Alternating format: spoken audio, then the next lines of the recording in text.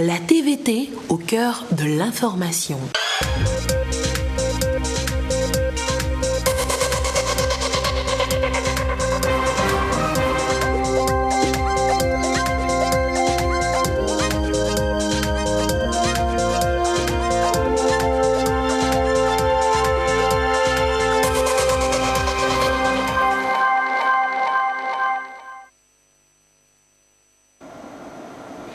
Il est 20h, mesdames, messieurs, bonsoir. Dans l'actualité ce soir, la réouverture des classes d'examen pour ce lundi 15 juin 2020. Nous allons écouter en début d'édition le chef du gouvernement qui annonce officiellement la nouvelle. D'autres secteurs pensent également à la relance de leurs activités. La plateforme aéroportuaire de Lomé s'y prête à l'exercice et comment les détails tout de suite dans ce journal. Nous parlerons également dans cette édition du programme Novici et de la mission de la force anti-pandémie au regard des mesures restrictives qui sont levées par le gouvernement. Voilà pour le sommaire. Bienvenue à tous. C'est désormais officiel. Les établissements scolaires ouvrent leurs portes ce lundi 15 juin pour accueillir uniquement les apprenants des classes d'examen. L'annonce est faite par le Premier ministre, chef du gouvernement, comme Selom Klassou, que je vous propose à présent de suivre à travers cet élément.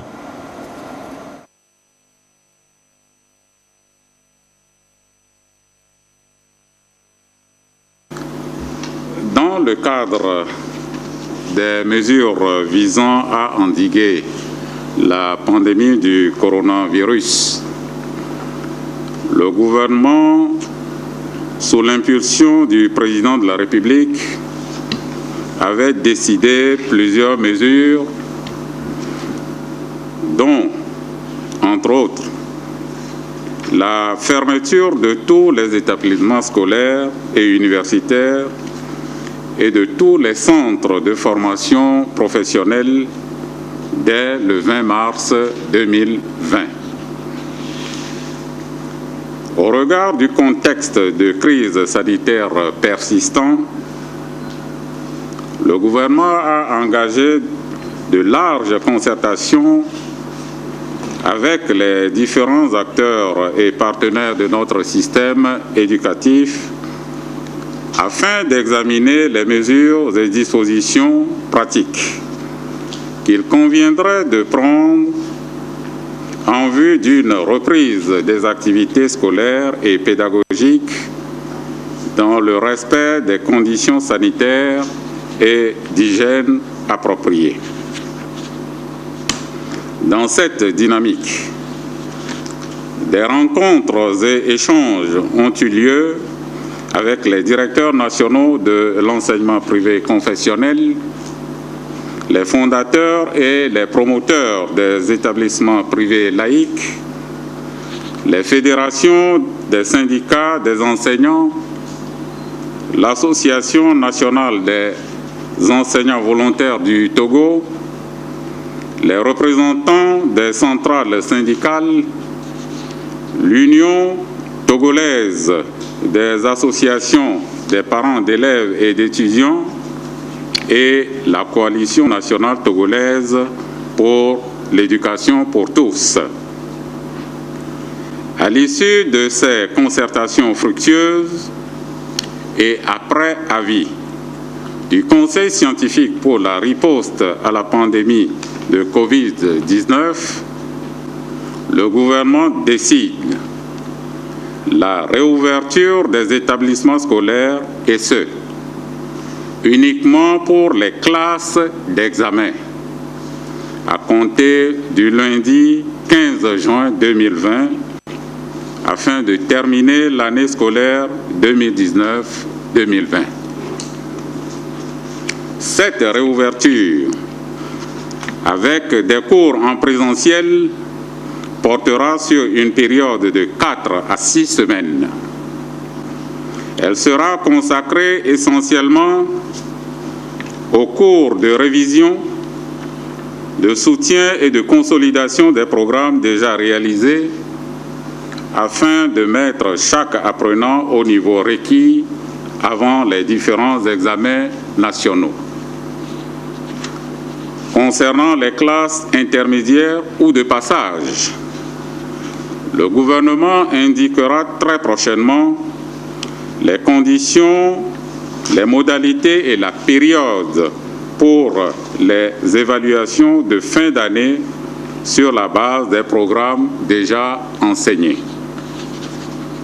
Durant cette période exceptionnelle de reprise des cours en présentiel, les chefs d'établissement et les directeurs d'école sont responsables, sous la supervision des directeurs régionaux de l'enseignement, communément appelés les DRE, des inspecteurs et des conseillers pédagogiques, de l'organisation et du pilotage des activités pédagogiques, ainsi que des emplois du temps des élèves et des enseignants. Ils veilleront au respect et à l'application des mesures sanitaires et d'hygiène au sein de leurs écoles et établissements respectifs. À cet effet, la réouverture des établissements scolaires sur toute l'étendue du territoire national devra se dérouler d'une part dans le strict respect des mesures barrières, en particulier la distanciation physique, avec un effectif réduit de 20 à 30 élèves au maximum par salle de classe. Un élève assis par banc et distant d'au moins 1 mètre de son camarade immédiat, le port obligatoire de masques de protection pour les apprenants, les enseignants, les personnels administratifs et d'encadrement, et pour toute personne externe ou tout visiteur qui se rend dans les établissements scolaires, en l'occurrence les revendeuses de nourriture et les parents d'élèves. En ce qui concerne les dispositifs de lavage des mains, leur utilisation est vivement encouragée partout où cela est faisable, particulièrement dans les districts et les localités qui connaissent déjà une infection au Covid-19. À cet égard, les autorités locales, notamment les maires, ainsi que les comités de parents d'élèves, sont exhortés à s'impliquer et à apporter leur contribution pour le respect des mesures barrières. D'autre part, la réouverture des établissements scolaires se déroulera sous la coordination, la supervision et le suivi conjoint des autorités compétentes chargées de l'éducation nationale et de la santé, tant au plan national qu'au niveau local, afin de favoriser le contrôle du respect des mesures sanitaires en milieu éducatif et scolaire.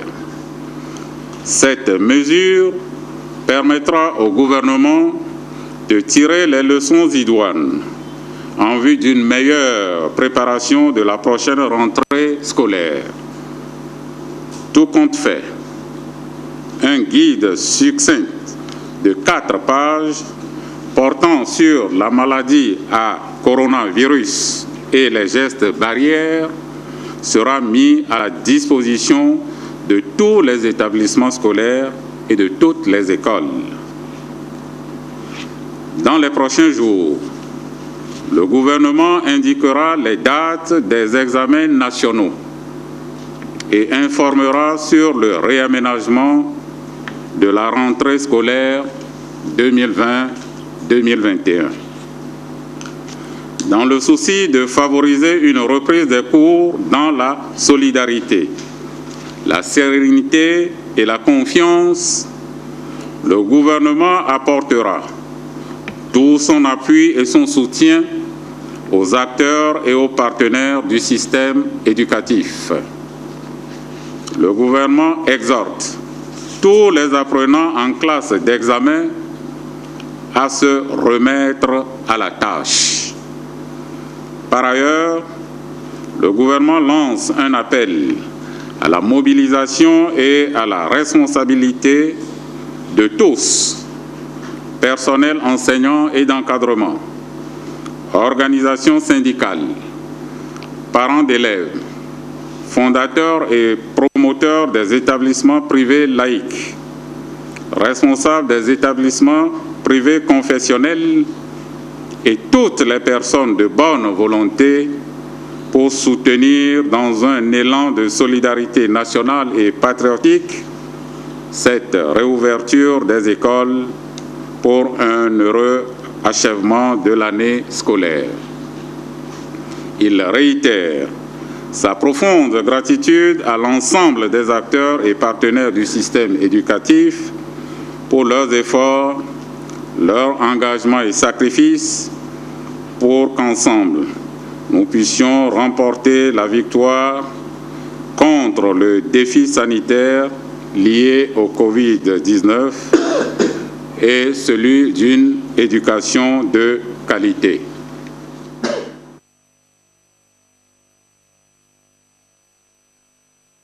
Après cette annonce, le chef du gouvernement a échangé avec les professionnels des médias sur diverses préoccupations liées à la réouverture des établissements scolaires au Togo. Entre autres sujets évoqués, la question de la sécurité des apprenants et celle de la prise en charge des enseignants des écoles privées. Le point avec Yves Bevivi. Les établissements scolaires réouvrent leurs portes ce 15 juin 2020. Occasion pour le chef du gouvernement de répondre à certaines préoccupations partagées par les hommes de médias, les parents d'élèves et le monde éducatif. Préoccupations liées à la multiplication des salles de classe, donc nécessité d'augmenter l'effectif des enseignants. Les directeurs d'école, sous la responsabilité des conseillers pédagogiques, des inspecteurs et des directeurs régionaux, vont prendre les mesures de sorte que un élève par banc distant de son prochain d'1 mètre au moins. Donc, en respectant ces mesures, vous verrez que, comme toutes les salles de classe n'ont pas la même surface, dans une école A, on peut avoir 15 élèves dans une classe, tandis que dans une autre école, compte tenu de l'espace, on peut avoir 20, tout comme on peut avoir 30, en ayant l'esprit que c'est un élève par banc, distant de son voisin d'1 mètre. Donc, pour les salles, les élèves de classe de CM2, puisque c'était par principe un enseignant par classe, cette fois-ci, nous allons fractionner ou nous allons démultiplier. Et donc, comme c'est uniquement les classes d'examen qui sont appelées, vous voyez que ce n'est pas tous les enseignants qui seront occupés. Et donc, il y a une marge pour que les élèves de classe de CM2 qui sont démultipliés puissent être tenus. C'est pour ça, depuis quelques semaines déjà, les enseignants ont été appelés à regagner leur poste parce que pour le président de la République et pour le gouvernement, la santé de nos apprenants n'a pas de prix. Vous l'auriez constaté d'ailleurs avant Covid que nous avions pris la mesure de mettre sur pied School Assure, qui est une assurance pour les élèves au moment où il n'y avait pas de Covid-19. C'est pour dire que la santé de nos apprenants est capitale. En demandant que tous les citoyens puissent porter le masque, le gouvernement a pris les mesures et c'est le gouvernement qui va fournir le masque à tous les apprenants. Donc, à l'heure actuelle, la distribution est en cours dans toutes les régions de l'éducation et dans chaque région maintenant, ça se fera vers les préfectures et vers les écoles nous allons veiller à ce que les masques qui seront donnés gratuitement par le gouvernement puissent être effectivement portés par les apprenants. Si la reprise du 15 juin prochain ne concerne que les élèves du CM2, de 3e, des classes de première et terminale, sans oublier le brevet de technicien BT, le CFA de l'enseignement professionnel et le BTS qui relève de l'enseignement supérieur, qu'en sera-t-il des universités? Nous avons 2 universités publiques et beaucoup d'autres universités privées. Dans nos universités, avant même l'annonce que nous sommes en train de faire aujourd'hui, les cours ont repris, mais en ligne. Pour la plupart des universités, les cours ont repris déjà en ligne. C'est pour ça que nous n'avons pas fait cas ici. Parlant de soutien aux écoles privées face à leurs obligations vis-à-vis de leurs enseignants, le Premier ministre rassure. Le ministre de l'Économie et des Finances fera un travail avec les banques pour que ces banques puissent continuer par appuyer les fondateurs. Cela veut dire qu'en retour, les fondateurs doivent payer. Et au niveau de l'État, il est décidé de reporter sur une période de 3 à 6 mois toutes les charges fiscales que les écoles privées payent. Voilà des mesures qui seront prises. Mais il y a une autre catégorie, vous ne l'avez pas évoquée, ce sont les enseignants volontaires. Les enseignants volontaires. Là également, l'État a examiné leur situation et je crois que sur le terrain, ce sont eux-mêmes qui vous donneront la réponse de l'État. Le chef du gouvernement invite les parents d'élèves, les collectivités locales et le monde éducatif à mutualiser les efforts pour la sécurité des apprenants à cette reprise. Aux apprenants et à toute la population, le Premier ministre rappelle que cette reprise ne signifie pas la fin de la crise du Covid-19. Et bien avant cette décision du gouvernement, les inspecteurs des enseignements primaires et secondaires recevaient déjà des notions de base liées à la pandémie du nouveau coronavirus et les dispositions à prendre pour préserver la santé des élèves. Le compte-rendu de la séance de recyclage dans les régions centrales, plateau et maritimes avec nos correspondants sur place. Les élèves vont reprendre les cours, mais dans des conditions maximales de sécurité. Les inspecteurs se forment pour veiller au strict respect des normes sanitaires face au Covid-19. Dans la maritime, les informations clés sur la maladie à coronavirus leur sont communiquées.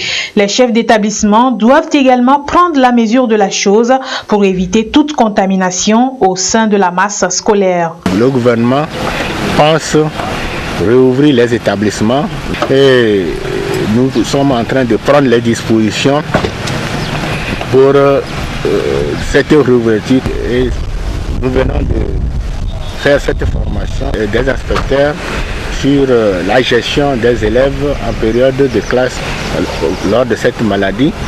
Et cette formation sera relayée, retransmise aux chefs d'établissement dans les inspections qui aussi vont former les enseignants et toute l'équipe sera équipée, bien équipée pour la reprise des classes. Le lundi 15 juin prochain, les écoles seront ouvertes pour les élèves en classe d'examen et les dispositions sont prises au plus haut niveau pour une reprise sécurisée. Directeurs d'école, conseillers pédagogiques, élèves et parents, tous seront davantage sensibilisés sur l'application rigoureuse des règles d'hygiène dans les établissements scolaires.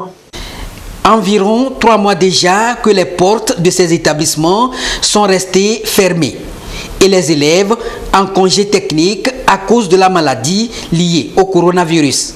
Après la levée de certaines mesures, le gouvernement envisage aussi dans les prochains jours la réouverture de ces établissements pour le compte des élèves des classes d'examen, notamment ceux du CM2, de la 3e, de la première et de la terminale. Et tous les élèves candidats aux différents examens, les élèves qui doivent passer le CEPD doivent reprendre, les élèves candidats au BPC doivent reprendre les cours. Les élèves candidats au bac 1 reprendront également les cours et ceux candidats au bac 2 aussi doivent reprendre les cours pour qu'il y ait un renforcement de capacité, qu'il y ait une révision sur l'ensemble des cours déjà reçus pour que nos enfants soient prêts. Au lieu d'une reprise normale, cette réouverture va se focaliser uniquement sur la révision des cours pour permettre aux élèves une meilleure remise à niveau. Lorsqu'on va reprendre maintenant, ce qui a lieu de faire, c'est plutôt les révisions. Une remise à niveau de ce qu'on a déjà appris. Donc nous avons instruit les chefs d'établissement et cela va se répercuter sur les enseignants pour qu'on fasse beaucoup de travaux dirigés. On révise les leçons, fait beaucoup d'exercices et nous avons même dit à nos chefs d'établissement pour qu'on prenne déjà les anciennes épreuves sur déjà 5 ans, dans toutes les matières, on passe et on croit que ça va marcher. C'est surtout les révisions, ce n'est pas de nouveaux chapitres que nous aurons à faire. Mais avant d'en arriver là, il faut des dispositions pratiques en ce qui concerne la prévention de la maladie pour un meilleur respect des mesures barrières. Le port du masque est rendu désormais obligatoire. C'est dans ce sens que se tient cette formation des chefs d'inspection sur le Covid-19 pour que chacun soit au même niveau d'information. Elle porte sur les conduites à tenir pour veiller à ce que les élèves et le personnel se lavent régulièrement les mains et utilisent les cache-nez. Comme nos enfants seront dotés de bavettes, ils doivent savoir comment utiliser correctement les bavettes. L'enfant ne doit pas venir à l'école sans bavette.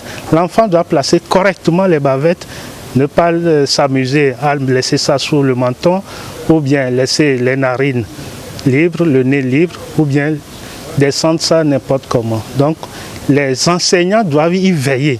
Si chaque enfant a sa bavette avant d'entrer dans la cour de l'école et même avant d'entrer dans les salles de classe pour suivre les cours. Nous sommes suffisamment outillés, nous retournerons vers nos chefs d'établissement pour les former, les sensibiliser pour que la reprise soit effective. En amont, tout un travail a été fait. C'est donc une formation pour mieux les préparer à cette reprise destinée à lutter efficacement contre cette pandémie.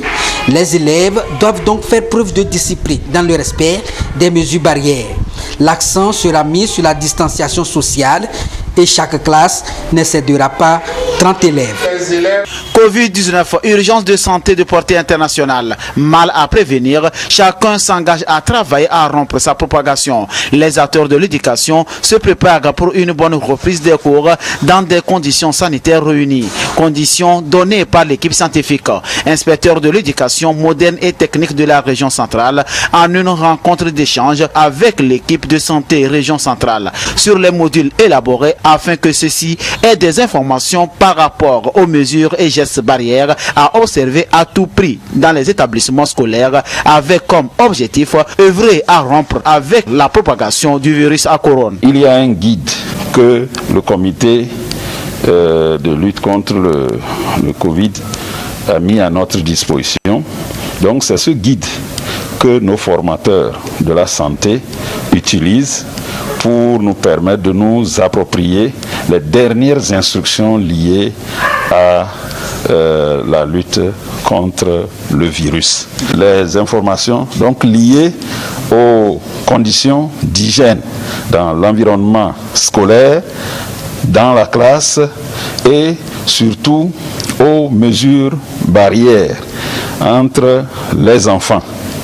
Il y aura un suivi quotidien pour que les enfants ne baissent pas la garde pendant tout leur séjour à l'école jusqu'aux examens. Au cours de cette formation, nous voulons instruire les enseignants pour qu'ils sachent comment éviter cette infection, qu'est-ce qu'il faut disponibiliser dans les écoles et comment surveiller les enfants pour qu'ils ne s'infectent pas.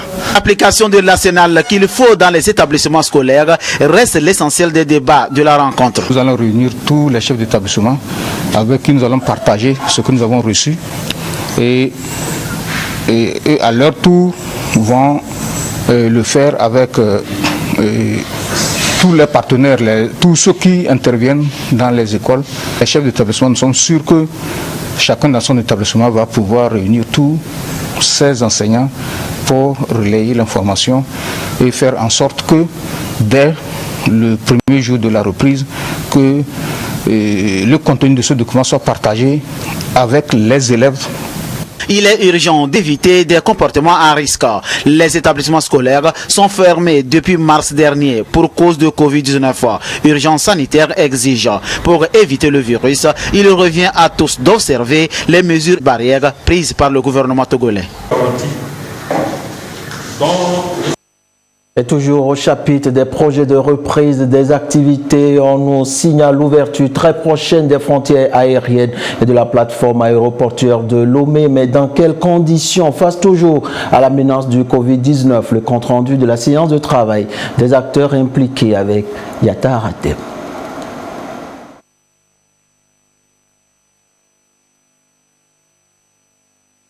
Des avions cloués au sol, l'aéroport fermé aux passagers, la pandémie au nouveau coronavirus a imposé ses règles depuis près de 3 mois.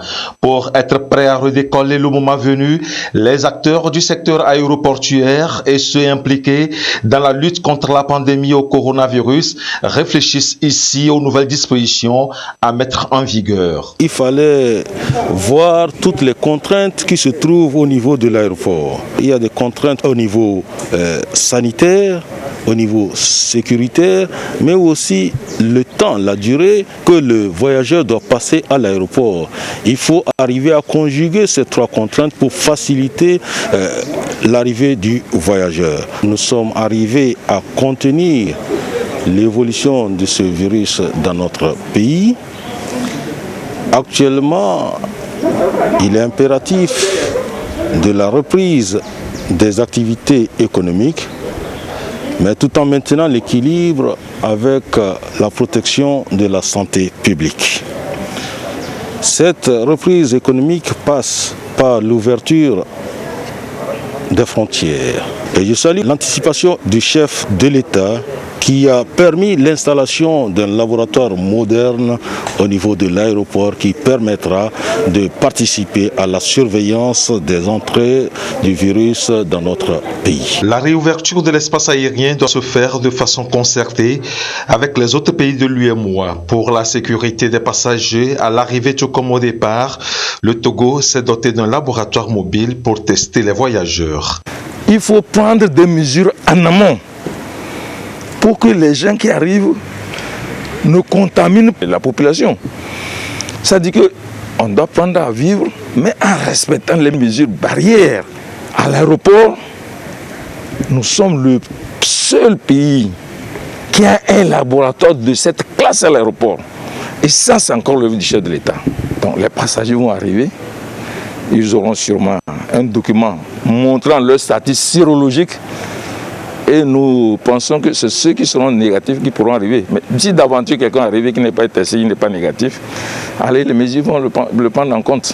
C'est pour rassurer la population que ce n'est pas en ouvrant l'aéroport, ce n'est pas pour augmenter et importer encore du corona. Nous avons aussi insisté sur la désinfection au départ des aéronefs.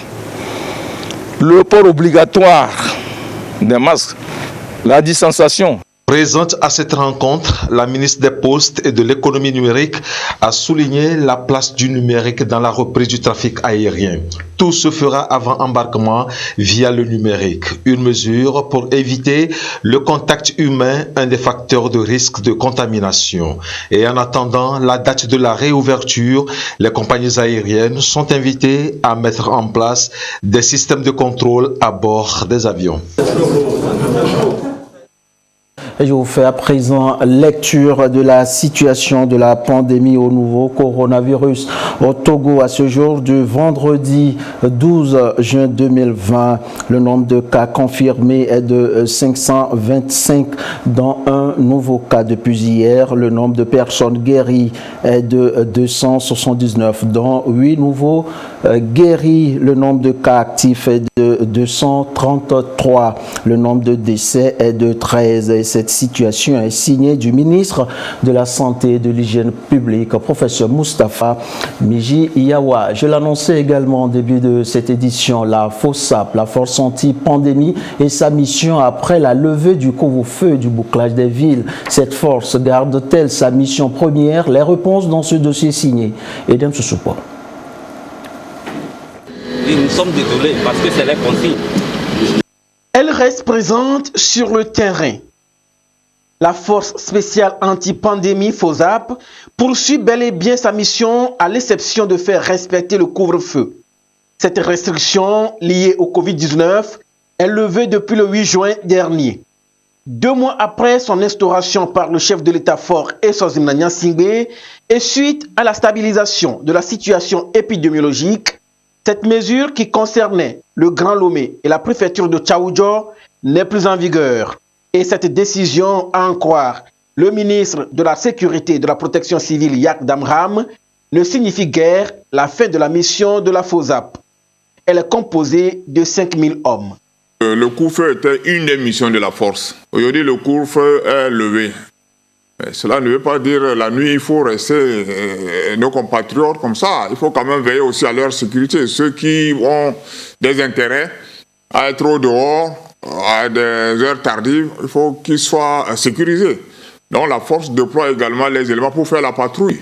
C'est une force spéciale qui doit veiller à la sécurité des personnes et des biens, en plus des forces traditionnelles, la police, la gendarmerie et l'armée. Vous le voyez, ils donnent l'exemple. Si eux-mêmes ne portent pas le masque, ils ne peuvent pas dire à l'autre va porter le masque. La force doit amener nos compatriotes d'une façon pédagogique à épouser le port de masque. Depuis le 20 mars, nos frontières terrestres et aériennes sont fermées.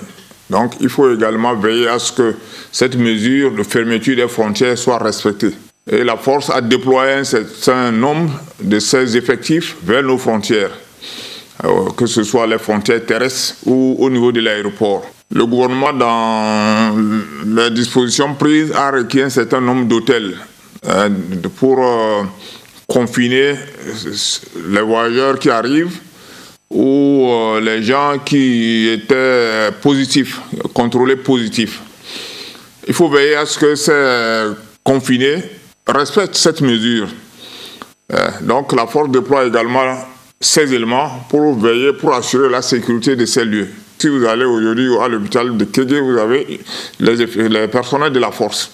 La levée du couvre-feu est suivie d'une batterie de mesures visant à rompre la chaîne de contamination du Covid-19 au Togo. Le port de masque est obligatoire et le secteur du transport routier est restructuré. La FOSAP veille au grain. Aujourd'hui, vous avez, dans les mesures prises au niveau des transports, le gouvernement a limité le nombre de passagers. Par exemple, vous prenez un taxi urbain, c'est 3 passagers plus le chauffeur. Or, le taxi urbain, habituellement, prend 5, voire même certains allaient prendre jusqu'à 7. Donc aujourd'hui, pour le respect de la distanciation sociale, il faut, dans le taxi urbain, 3 passagers, c'est-à-dire 2 derrière, 1 devant plus le chauffeur. Vous prenez le bus de 9 places, il faut 5 plus le chauffeur, ça fait 6. Le bus de 15 places, il faut 8 plus le chauffeur, ça fait 9. Les autocars, on a limité à 30. Nous comptons beaucoup sur la responsabilité du Togolais. Mais on dit souvent, la confiance n'exclut pas le contrôle. Donc la force également a cette mission-là, de veiller à ce que lorsqu'un bus quitte 50C, qui ne transporte pas 70 personnes, au lieu de 30. Donc il y a des points de contrôle. Vous arrivez, le gendarme ou le policier ou les éléments qui sont là-bas montent, ils essaient de compter, voir vous avez combien à bord. Si vous n'avez pas respecté cette mesure de limitation de passagers, on fait descendre. Pour le moment, nous sommes dans la phase de sensibilisation. Il faut amener le Togolais lui-même à respecter, à appliquer ces mesures parce que ça va dans notre intérêt. On n'a pas besoin d'un bâton pour dire viens mettre le masque. La FOSAP va intensifier donc la sensibilisation et accompagner la population togolaise dans le respect strict des mesures barrières recommandées par le gouvernement. Malgré la levée du couvre-feu, la FOSAP continue sa mission jusqu'à nouvel ordre. Le programme de revenu universel de solidarité Novici, initié par le gouvernement pour soutenir les couches les plus vulnérables face aux mesures restrictives dans la lutte contre le Covid-19, va également connaître un arrêt suite à la levée surtout du couvre-feu. Plus de détails dans ce reportage de Clarisse Aticlé. Depuis le 8 juin dernier, le couvre-feu et le bouclage des villes sont levés. Des mesures prises dans le cadre de la riposte au Covid-19. Cette décision a conduit également le gouvernement à suspendre le programme de revenu universel de solidarité Novici. Et pour cause, les activités économiques reprennent normalement. Les mesures les plus drastiques qui touchaient aux revenus des populations vulnérables, c'était le bouclage des villes. Vous savez, dans notre pays, il y a de ces mamans, de ces papas, c'est tous les samedis, ils courent pour aller dans tel marché, même à côté à l'Ibicop et là-bas, les gens vont acheter des petites choses, des légumes, du charbon, du maïs, qui viennent revendre ici et c'est avec ça qu'ils survivent. Mais avec le bouclage des villes, ce n'était pas possible. Et la nuit, il y a des zones dans cette ville de Lomé. Quand vous voulez manger du bon com, la nuit, vous savez où vous allez le trouver. Vous voulez manger des brochettes, vous savez où les trouver. Et ces personnes-là, pendant 2 ou 3 mois, ne pouvaient plus travailler. C'est pour ça que le gouvernement est venu avec Novici pour soutenir ces ménages. C'est un soutien, c'est un appui. Le gouvernement dit, bon, maintenant que je maîtrise un peu cette pandémie, je connais toutes ses caractéristiques, je sais comment il faut l'éviter et je veux compter sur ma population pour que nous l'évitons. Je permets à tout le monde d'aller où il veut. Et donc de faire tout ce qu'il veut 24 heures sur 24. En ce moment, le gouvernement s'est dit, ce que j'avais prévu pour soutenir ces personnes-là qui n'avaient plus d'activité, je suspends cette action-là, cette initiative, parce que je sais qu'ils vont reprendre calmement leurs activités, la levée des bouclages des villes et la fin du couvre-feu. Si ces 2 grandes restrictions sont levées, il est normal que le Novici qui était là pour soutenir ces ménages qui perdaient leurs revenus à cause de ces mesures barrières, que ce programme-là soit suspendu.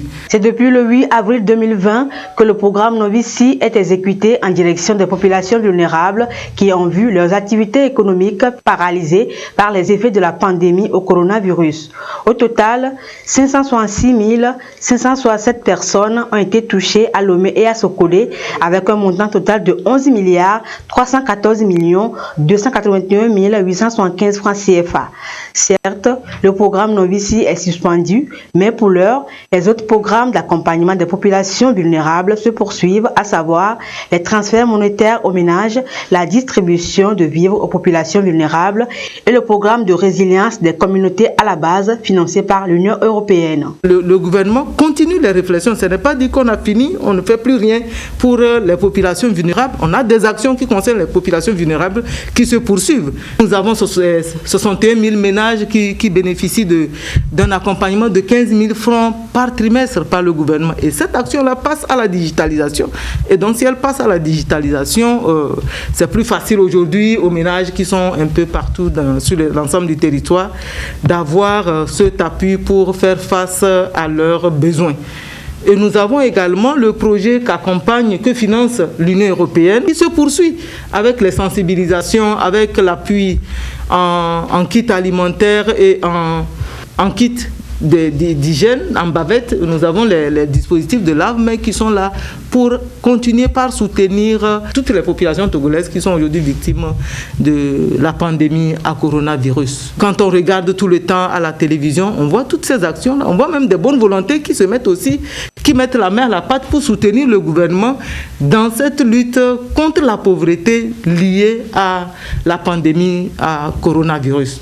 Nous avions communiqué sur la possibilité que tous les Togolais pouvaient se faire enregistrer. Donc, si nous continuons par nous enregistrer, dès que d'autres orientations seraient données, il serait plus facile d'avoir les bénéficiaires. Ce n'est pas maintenant que tout le monde va se mettre à se faire enregistrer. La fin du couvre-feu, du bouclage des villes et surtout la suspension du programme Novici ne signifie pas que le virus est maîtrisé. Au contraire, les populations doivent redoubler d'efforts dans l'observation des mesures barrières pour définitivement briser la chaîne de contamination du coronavirus. La suite de cette édition avec ces communiqués interministériels. Dans le souci de préserver les apprenants de la maladie à coronavirus, le gouvernement a décidé pour compter du 20 mars 2020 de la fermeture de tous les établissements scolaires et universitaires et centres de formation professionnelle. Afin de valider l'année scolaire 2019-2020, le gouvernement décide, à compter du lundi 15 juin 2020, la réouverture des établissements scolaires et centres de formation professionnelle, tout ordre confondu, sur l'ensemble du territoire national, exceptionnellement pour les apprenants des classes du CM2, 3e, 1er, terminale, CAP et BT. Le calendrier réaménagé des examens sera communiqué ultérieurement. Le respect des mesures barrières est obligatoire. Les modalités de passage des apprenants des classes intermédiaires seront définies dans une note de service à l'attention des équipes pédagogiques. Communiqué signé des ministres des enseignements primaires et secondaires AFO Acha Dedi et du ministre de l'enseignement technique, de la formation professionnelle et de l'insertion professionnelle, Taïro Babienga. Un autre communiqué du ministre de l'administration territoriale et de la décentralisation et des collectivités locales. Faisant suite à la levée totale du couvre-feu dans le Grand Lomé à compter du mardi 9 juin 2020, les heures d'ouverture et de fermeture des marchés reviennent à celles habituellement observées. Tous les usagers des marchés doivent continuer par respecter les mesures barrières et surtout le port obligatoire de masques de protection, le lavage des mains et la distanciation physique. Les maires et les responsables des marchés concernés sont chargés de l'application rigoureuse de ces mesures barrières. Communiqué signé par le ministre Payadoua Boukbessi. Une fois encore, la situation de la pandémie au nouveau coronavirus. À ce jour du vendredi 12 juin 2020, le nombre de cas confirmés est de 525, dont un nouveau cas depuis hier. Le nombre de personnes guéries est de 279, dont 8 nouveaux guéris. Le nombre de cas actifs est de 233 et le nombre de décès est de 13. Situation signée par le ministre de la Santé et de l'Hygiène publique, professeur Moustapha Miji Yawa. Ainsi prend fin cette édition. Merci à vous qui l'avez suivi.